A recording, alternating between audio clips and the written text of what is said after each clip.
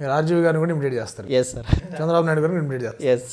So వాళ్ళిద్దరూ మాట్లాడుకుంటుంటే release అవ్వదు అని చెప్పేసి జస్ట్ హైపోథెటికల్ ఆయన చేస్తానని చెప్పట్లేదు, రిలీజ్ అవ్వదు అని చెప్పేసి ఈయన నేను నిజం చెప్తున్నాను ఈయన, వీళ్ళిద్దరు కనుక ఫేస్ ఆఫ్ అయి మాట్లాడుకుంటే ఎట్లా ఉంటుంది ఒకసారి? ఎలా ఉంటుంది?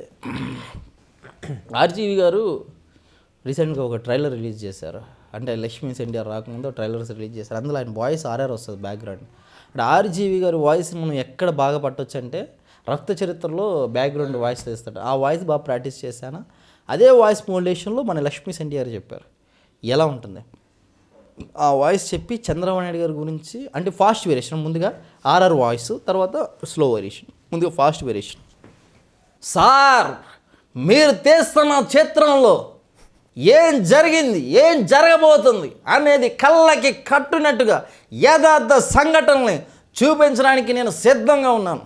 మీ చిత్రంలో ఎంతోమంది గొప్ప నాయకులు ఉండొచ్చు, ఎంతోమంది సినీ ప్రముఖులు నటించవచ్చు, కానీ నా చిత్రంలో నిజాన్ని ధైర్యంగా చెప్పగలండి, సత్యాన్ని తలదనే యథార్థం నా చిత్రంలో ఎప్పటికలా ఉంటుంది సార్. అది ఇంట్లోనూ వంటింట్లో జరిగిన సందర్భం కావచ్చు, హోటల్లో జరిగినటువంటి వెన్నుపోటీ సందర్భం కావచ్చు.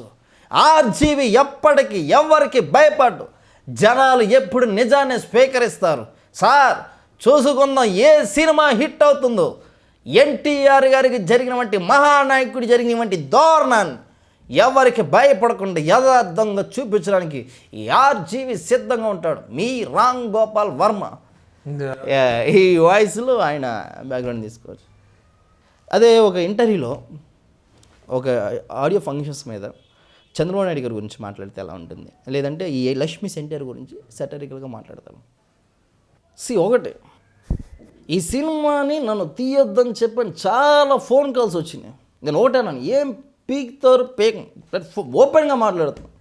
నేను ఒక నిజాన్ని తీస్తున్నప్పుడు, ఒక సత్యాన్ని తీస్తున్నప్పుడు నేను తీసేది సెక్సువాలిటీ సంబంధించిందో లేకపోతే అసభ్యకరమైన చిత్రం కాదు, ఒక రియాలిటీ సందర్భాన్ని ప్రజలకి నిర్ణయం ముందు చెప్పడానికి నేను తీస్తున్నాను. నాకు చాలా బెదిరింపు కాల్స్ వస్తున్నాయి, కానీ ఆర్జీవి ఎవరికి తల వంచరనే సందర్భాన్ని నేను మొన్న ఆడియో ఫంక్షన్లో చెప్పాను, ఈరోజు మీ టీవీ ఛానల్ ద్వారా కూడా చెప్తున్నాను.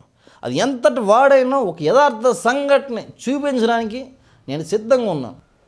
అది ఎన్టీఆర్ బయోపిక్కా లేకపోతే ఒక లక్ష్మికి నేను చేస్తున్నటువంటి సపోర్టా అనేది పక్కన పెడితే, ఒక బయోపిక్ని బయోపిక్ లాగా తీయాలనేది ఈ సినిమాని నందమూరి బాలకృష్ణ గారికి అంకితం చేస్తాను సార్. మీరే నాకు ఆదర్శం. మీ సినిమాని చూసి నేను చాలా ఇన్స్పైర్ అయిపోయాను. నా ఇష్టం వచ్చినట్టు నేను ఉంటాను. మీరంటే నాకు వ్యక్తిగతంగా ఎటువంటి ద్వేషం లేదు, ఎటువంటి పగ లేదు, కానీ నిజాన్ని తలదన్ని ఒక యథార్థాన్ని చూపించాలనేది నా కోరిక, నా ప్రేమ, మన ఆశయం. ఈ సినిమా ఫస్ట్ మీరే చూడాలని కోరుకుంటున్నాను. నా ఇష్టం, మీ ఆర్జీవి. అది స్లో వేరియేషన్ తీసుకోవచ్చు అనమాట. దీనికి చంద్రబాబు నాయుడు గారు కౌంటర్ ఇస్తారు. బాబు కూర్చోండి అమ్మా, ప్రెస్ మీట్లో బాబు కూర్చోండి, మాట్లాడతాం మేము, ఏం మాట్లాడదు ఏం మాట్లాడతాం, ఏదే పత్రిక మీది కొంచెం వెనక్కి జరగండి, ఇట్టా ఛానల్ వాళ్ళ ముందుకు రండి. ఈరోజు చాలా కుట్రబందిన పరిస్థితి మనం చూస్తున్నాం. అది ఎవరైనప్పుడు కూడా మీకు తెలుసు, ఆయన ఎక్కడ ముంబైలో ఉన్నాడంట తమ్ముళ్ళు. ముంబైలో ఆ రోజు జరిగినటువంటి పాతికల సందర్భం మీకు తెలుస్తుందా? వెన్నుపోటు గురించి నీకు తెలుసా? అసలు అయితే మన తెలుగువాడు కాదు.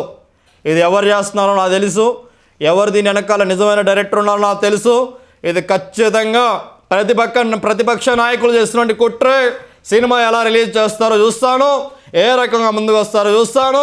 ఎవరిని వదిలిపెట్టా, చట్టం ముందు ఆ రకంగా మాదిరిగా ముందు పోతామని మనస్ఫూర్తిగా తెలియజేస్తున్నాను. మీరెవరు ఆవేశపడొద్దు. సినిమా సంబంధించినటువంటి ప్రజలే దాన్ని నిర్ణయిస్తారని మనస్ఫూర్తి తెలియజేస్తూ, ఆర్జీవి కానివచ్చు, వాడు ఎవడను ఆర్జీవి కాదు, వెనకాల ఎవడో ఉన్నాడు, వాడెవడో నాకు తెలుసు. అది త్వరలోనే మేము ముందు పెడతాను. Like and subscribe Eagle Media Works.